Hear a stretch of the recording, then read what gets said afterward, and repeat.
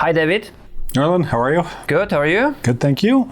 It's been a while since we have this episode about Ukraine. Actually, we recorded a 6-month update, but we couldn't release due to some technical issues. And a lot has happened. I mean, it's really hard to follow what's going on right now. So can you just give us a, brief overview of what's happening right now in the war?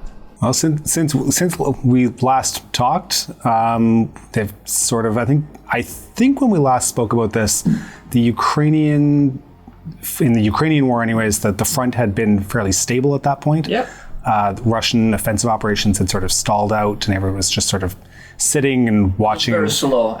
It was, and people, everyone was watching to see who was going to make another move. It turns out that the Ukrainians made the first move, and they've made some really incredible advances.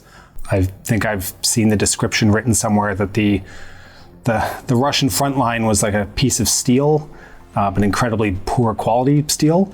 And as soon as the Ukrainians hit it, it just basically shattered and crumbled. And that's pretty much what's happened, especially whereas a lot of people, including myself, had expected sort of operations to really kick off in the south.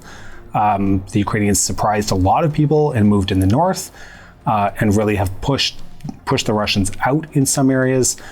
They're operating heavily in the center section of the front lines. They're pushing back into Luhansk at the moment.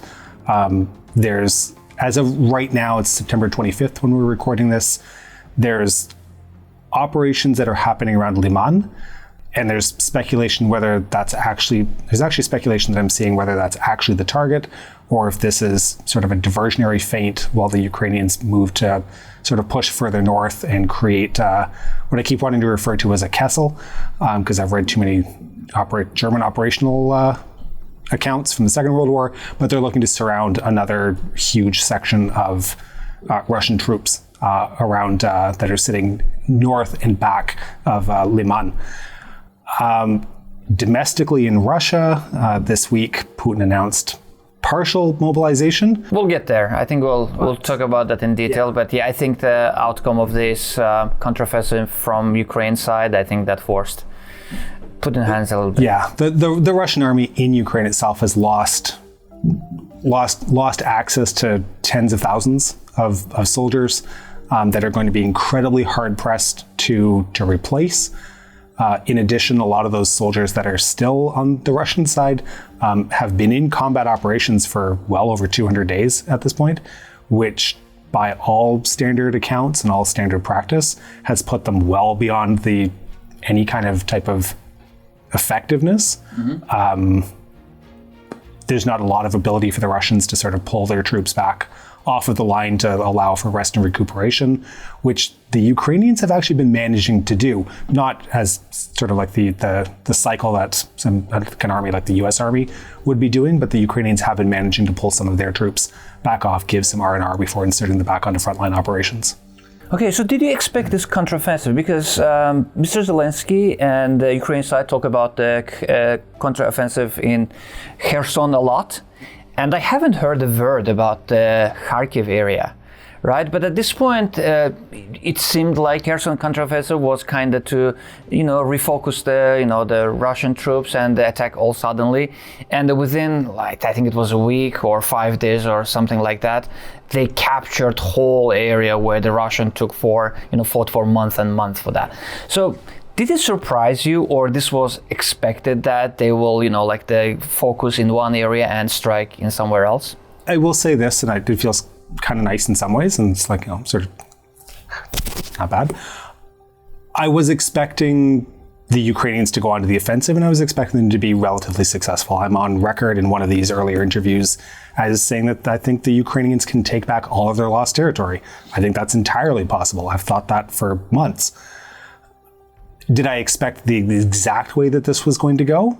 No, I was very much taken in by Maskirovka, that the Ukrainians were putting out that they were going to go with offensive operations in the south. It made good tactical sense at the time. It made good economic sense, because it's not just about the military fighting. There's an economy that the Ukrainians are trying to trying to keep afloat. I mean, it's being done with a lot of foreign investment and a lot of foreign dollars that are propping things up. But I think the Ukrainians are serious about wanting to be able to continue to export and be able to deal with the world. And they need Odessa to do that. So that southern front was really important. And they took us all in. I mean, there's most people, I think, expected operations of some degree to be focused in the south. Tricked us all, moved in the north. Can they repeat this again in the center? Can they repeat it again in the south? Wouldn't surprise me. It also wouldn't surprise me that if they want to focus in the south, they're going to move in the south. I think the Ukrainians are proving to the world, I'm going to use proving if they haven't already proven to people, it's an incredibly effective and incredibly well thought out strategy that they're employing. They're willing to change things up as they need to keep the Russians sort of on their toes, to really sort of push them in the right spots. They've also been, I think the Ukrainians have also been conducting a lot of general pushing and probing operations to see where the Russians are weakest, and they're using that to exploit either in those areas or to draw in troops from one area to another and then exploit where they've just depleted troops. So I'm very, very impressed with the strategies that the Ukrainian army is currently using and employing. How much of that is, I think there's a good combination of Western and global support that's going in there in terms of developing plans, but also a really intimate knowledge by the Ukrainians and the Ukrainian leadership of what the Russians are capable of based on history and all of those things that we talk about on a regular basis. So, on a similar note, I think Ukrainians and VSU is using Western weapons very effectively. And we saw these explosions all over like in Crimea, we saw that. And we're seeing that they're using HIMARS very, very effectively. So I think in one of our conversations, we said that Russia still has lots of ammunitions, weapons and stuff. Do you think it's still the case? Because from the looks of it, the Ukraine just destroyed some of them, most of them, and Putin recently fired his supply guy in the army. So what's going on there? What do you think? Even with this partial mobilization, is there enough weapons for? And we saw this infamous tweet or video where the guy is using this rusted Kalashnikov, which is, I would never thought that Russia will run out of the Kalashnikov. That sounds impossible to me, right? So what do you think? What's happening there? Logistics continues to be a major challenge for the Russian army, which again isn't a surprise. They are purchasing they're purchasing ammunition for their weapons from North Korea. Iran? And Iran, absolutely. They're going abroad. They're running out of their own domestic supply. They're limited in terms of the amount of new product that they can build. They have very deep reserves of equipment that they can draw on, but a lot of those reserves there's regular reports now coming, and we joked about this months ago, but there's regular reports of T-62s. Yeah. 60-year-old armor platforms that are being pressed into service. I think the joke I think is coming out now that it's when the last T-28 goes, then the Russians are really lost. But there's massively deep reserves, but the effectiveness of those reserves is really one of the key challenges. Is the Russian army equipping conscripts with rusty weapons and it's ancient weapons like AKMs and not even AK-74s? Yeah, that's happening. Will a rusty AK-47 still shoot? Yeah, it absolutely will. That's really what they were designed for. But at the same time, it's certainly not the premier fighting force that many of us thought that the Russian army was going to be seven months ago. So it also seems like Russia is also losing on diplomatic side. Recently, we saw the report where Ukraine side exchanged 55 combatants and Medvedchuk to the Azovstal defenders. And I remember all these propaganda channels, Telegram channels in Russia. They said that like the month ago and the 2 months ago, it was impossible to do. Like they didn't even want to think about this, that this is possible to exchange them, because they portrayed those guys as a fascist, Nazi, baby-eating, some bloodthirsty something. And now they exchange that for like the 215 guys for 55 plus Medvedchuk. And this is huge blow for the propaganda and Putin. Why this is happening as well? Like why we see this advantageous trade for the Russia side? I mean, not to discount Medvedchuk's personal relationship to Putin, which there's a very useless at this point, no? Absolutely. I mean, he was useless. I mean, there'll be an argument that he was useless before, but he's even more useless now. I think what really this demonstrates is that Russian propaganda has been hollow from the outset. There's never been a consistent, realistically backed message in terms of why the war is even happening. It's started as, it's a war against NATO aggression. Nothing gets done when Sweden and Finland joins NATO, so that's debunked. It's about, Nazis and fascists. Well, this trade shouldn't have ever happened if that's the real reason for this. I mean, at the end of the day, to me, the trade really demonstrates that the Russian propaganda, the Russian justifications that are out there for triggering this war, for invading a sovereign nation, really are completely hollow. I think a lot of the world is really has been aware of that, and it's been very clear about that since day one. And who said that too? The larger blows, I think, that are happening to Russian propaganda and Russian diplomatic standing, which is what you were speaking to, is that by the looks of it, looks like China is starting to really back away from any type of support. Not that they've been publicly supportive, but they certainly haven't been stepping into to try to mediate or to try to get the Russians to disengage, anything like that. We're starting to see signs of that starting to happen, that the Chinese are starting to interject, even the Indians. What's going to happen is, again, September 25th that we're recording this, an election in Italy today with far right and rightist groups looking very likely that they're going to win. And the right has been very supportive. The right in Italy has been very supportive of Putin and the Russian regime. So it's going to be interesting to see what happens with that inside of NATO going forward. That completely aside, I think the Russian propaganda, Russian diplomatic efforts, like all of those things, are definitely being shown to be quite hollow. And they're steadily losing and having support eroded there. It's interesting to see what's happening across Central Asia. CSTO, which is, for those who may not be aware, CSTO is sort of like Russia's version of NATO for the Central Asian nations, for a lot of the former Soviet republics. There's internal fighting that's happening between supposed allies. Azerbaijan has invaded Armenia, Tajikistan invaded Kyrgyzstan, and Russia, who's supposed to be they're supposed to be the big guy in the block and should be able to step in and say, hey guys, don't do that. We're all supposed to be allies together. They've issued words of protest and said, hey, don't do that. But they didn't really interfere to stop anything.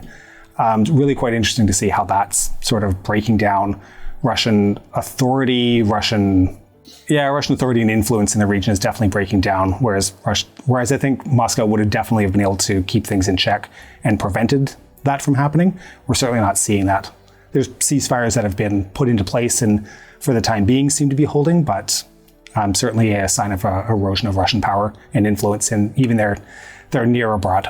Yeah, so Russia is losing war in battlefield. Russia is losing in diplomatic the side of the things, and from the geopolitics as well, I think. So Shoigu said that, I think it was 3 days ago, he said that the Russia lost only 6,000 people, and because of that, they need to announce the partial mobilization. And I checked what this partial mobilization means. Actually, it's mobilization. There's nothing partial about it. So if they want to take everybody, they will take everybody. And he said that, Shoigu said that they have 25 million people who can go to the war, but I think they just counted people from 18 to 65 or whatever it is, everybody. Clearly, Shoigu has a problem with numbers. If he's saying only 6,000 casualties, then, 25 million. 25 million may be a little high on that side. And they said that they only need 300,000 people at this point, but I'm checking these Russia-speaking Telegram channels and all other sources of information where they just take basically everybody. Like the polkovniks, who is like 62 years old, they took him, or the guys who work, for they have no previous military experience, they're taking everybody. And we see that there is a, there's one thing that you watch TV and you watch what's happening there, and it's other thing that you are in TV, right? There's huge difference, right? And when we discussed this conflict from the beginning, we said that it's huge risk to announce the mobilization, right? It requires very big political capital, and and we see that there are lots of protests, chaos, with this mobilization, and the people who supported this, all these, Z-head guys, whatever, and now they don't support this as much as they used to. So what is happening there? Why you think that Putin, it's clear that Putin needs more people to send to war, this meat grinding machine, right? But why, how it will impact him? I would say that this is my take on it anyways. Okay. The mobilization, partial mobilization, that's what the name is. I can go in, I'll talk in a second about sort of how the mobilization, how the conscription, who's being scooped up. In terms of what it shows though, is that Putin is very much having to shore up his support on the right from the political elites around him. This is, I think, less to do with the actual prosecution of the war, so much as him making that stop to shore up political support and keep himself in power. He's at risk right now, as we've talked about from the outset. Mobilization is a tremendous risk to him. There's only been twice in Russian history that mobilization's ever been called. It was the First World War, it was the Great Patriotic War, and now what was expected and anticipated to be a 3-day field trip to Kyiv and back. I mean, this is really quite phenomenal that it's come to this. But I think it's very much like him needing to show and shore up his own support from those around him. And it's a necessary expedient move by him that's going to have long-term repercussions. But he's made the decision that this is necessary right now to maintain power, and he'll figure out the next steps later when he moves further into and deals with that consequence. I don't think there's no 4D chess that's happening now. This is a move he's been forced into, and he's going to have to deal with the consequences later, however that hand plays out. Not to mix metaphors or sports or games or anything there. In terms of how the conscription is actually panning out, we're seeing massive lines of people, of young, quote unquote, young Russian men. I mean, 18 to 65 is I'm 45 years old, and I can't even imagine having to put on, go to any type of military training, let alone go for a jog. But being 65, I can't even, 64, 62, whatever, I can't even imagine that. But we're seeing huge lines of people trying to escape Russia, trying to get away from this before the border. There's huge lineups, in the Georgia border, Kazakhstan, Mongolia, everywhere. Flights, I think the day after mobilization, there was a 25-kilometer tailback leading out to the Finnish border. Mm-hmm. Flight prices to Georgia went from 150 euros for a flight to 1,500 euro to 3,000 euro. It's I think at this point it's the 12,000, 15,000, some crazy number like that. It's I mean, that jump happened overnight kind of thing, and I'm sure it's just gone up since then. How this is actually going to play out, from what I'm seeing, it very much looks like the initial sort of hoovering up of eligible people is not happening in Moscow. It's not happening in St. Petersburg. It's not happening in the capitals. It's happening in the amongst the ethnic republics. And we've talked about this before. It's Bashkortostanis. It's Tatars. which isn't necessarily a surprise. What is surprised is the reaction that it's receiving. Even Kadyrov, Don, has decided that it's like he doesn't want any more Chechens to go. Yeah. Whether he sticks to that and whether, Chechens still go or not. But there's definitely becoming vocal opposition that's happening. There's, as you said, there's protests that are happening. This is the most that we've seen. Unfortunately, it's protests against being conscripted as opposed to protests against the war. Yeah. So, to be very clear, protests are good, but let's be clear about what people are protesting. It's the war affecting their lives. It's not the war itself. Still, what's the enemy of my enemy is my friend? I don't know exactly how to, if it's quite that far, but it's certainly interesting to see that the amount of the erosion of public faith in Putin that seems to be coming to the forefront from this. Yeah, and from the looks of it, like Putin missed the window for the proper mobilization, where he still have people who can train these new conscripted guys, because all of them are in fighting in the battlefield, right? So there's nobody who can train them. Like they will just, I think they'll just ship them immediately to the hottest. Yeah, at the end of the day, there's. Shoigu says there's 25 million people that they can put under arms. The number that I've seen sort of realistically put out there is that maybe 1 million people could be put under arms. Effectively, who you could actually put into a uniform and give equipment to and put onto the front lines, training or no training, is maybe 100,000. And it's not an elite force, right? It's just Volkssturm. These are conscripted troops that likely don't want to be there, because if they wanted to be, they already would be there. Of course. If you thought the steel was brittle before, that's the first time the Ukrainians, who were motivated to fight, hit a bunch of conscript troops. It's going to be ugly. Yep. And Mr. Putin, the greatest strategist of all time, or modern times, during his announcement of the mobilization, partial mobilization for this special military operation, I think they dropped that. They're not using special military. You don't need to mobilize people for the special military operation. Okay, so he said that, he again threatened the world with a nuclear war, with a tactical, not tactical. He hinted to that. So what do you think at this point? What's the likelihood of that happening? I haven't changed my opinion. Okay. And why is that? I still think that the use of nuclear weapons, tactical or strategic, is very, very low. It's not zero because they exist, but it's very, very low. I think Putin is bringing this back out at this point simply because it's one of the last cards that he has left to play. That really is where he's at right now.